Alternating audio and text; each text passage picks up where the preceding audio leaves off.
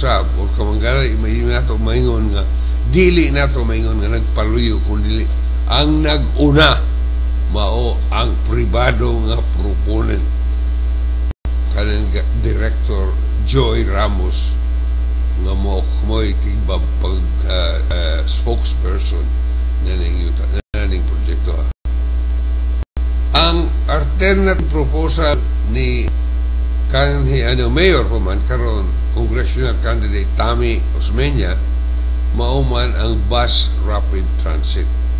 Sa ato pa na walay laing dugang gasto kay badlis ra mas pintura. Igo malang pinturahan ang daan nga kanini ang usa ka lane ang makaagira ang mga truck o katong uban nga mga papit sa dalan mahimog ang mga sakyanan, mga auto o uban pang mga sakyanan ang mga gi. Sayon ra kay nang yon kay gatuo man tang ang mga tao musunod niya na. Pero tanawa ka ng Itabo, Oros, Manila, inaamay experimental project sa Manila, wag yan mo salir.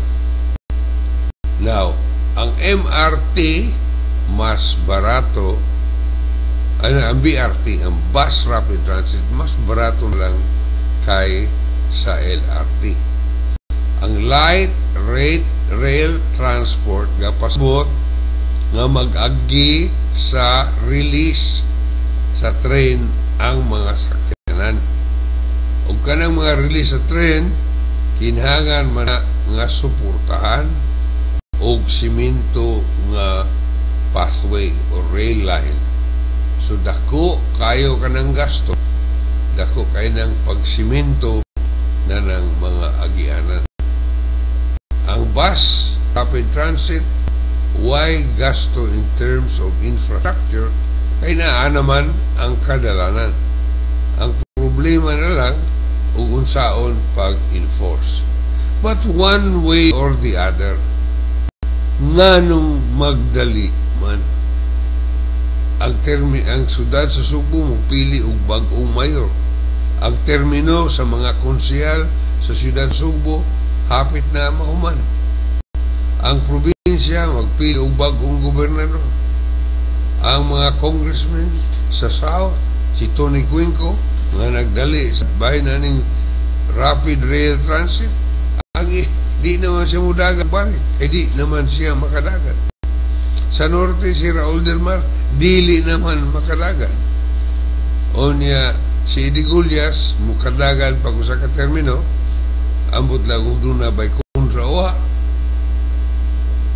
Si Kuan, Kisinganan, si Nerissa Son, di na makadagan, watakibaw kinsay mga kongresuman diha sa Mandawi.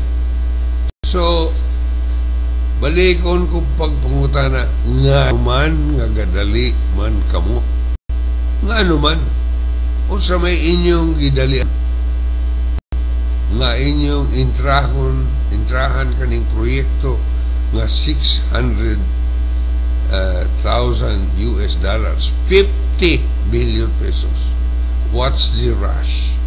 Makanay ang pangutan ng mga tao nga kaning mga tinugyanan na to, ang atong mga diputado, nga ang ilang mga termino manghinapos na, mura magustong doon na sila kabilin o doon na ba sila mabawon mo kanang pangutana. Gadali ba mo? Kayo na mo gustong ibilin, kabilin, o gadali mo kay gusto ninyo doon na mo gustong ibalon. One way or the other, kanini ang mga butanga dili angay hisgutan karon. Ibilin kani sa desisyon sa umaabot na mga pinili sa lungsod, dili kaning mga hapit ng mapapha gikan sa serbisyo. Nalaing bahin si Ate Sulana ni kaning budget sa siyudad sa Subo. Ipresentar ko no sa akong kanini ang acting mayor si Mike Rama karong adlaw ngadto sa konseho ang budget. Apan ako nahibaw mga ilan ang giaprubahan on first reading. So unsa pa may ipresentar karong adlaw nga ilan namang giaprubahan on first reading. Nya moingon si kanhing mayor pagyapon on leave, congressional candidate karon, nga ang budget karon skin and bones. Sa ato pa na way unod puro lang bukog o panit, kay hain man di ay ang unod. Hinangan o magdiskusyon mga budget, ipagawa gyud ang tanang mga kwarta nga gigahin.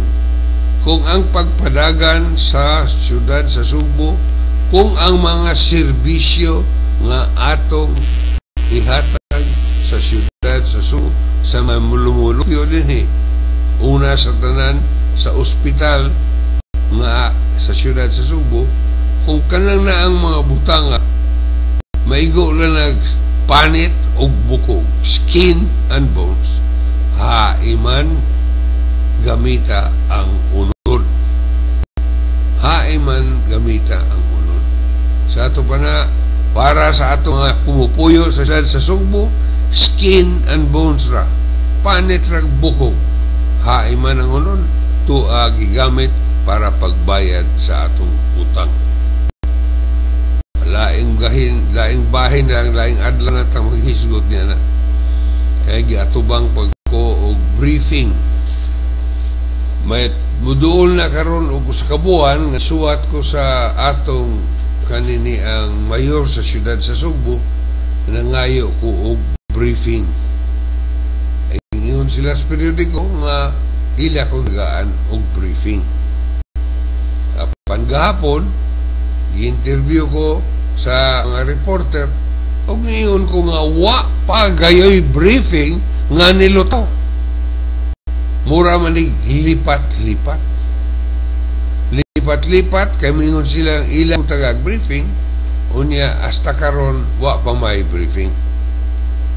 Doon ay nadawat, tawag ng akong opisina, nga niingon nga papilion lang kuno kog adlaw. O nga akong gipili adlaw, mao karong umaabot nga Huwebes sa buntag. So, hopefully, ang hinaot kita nga mahinayon kaning briefing karong Huwebes. Nga madayon ang briefing kabahin sa sa SRP project karong umaabot nga Huwebes alas 9 sa buntag at tukulos opisina sa SRP, ang buthain opisina sa SRP, pero sa yun naman ang pangitaon.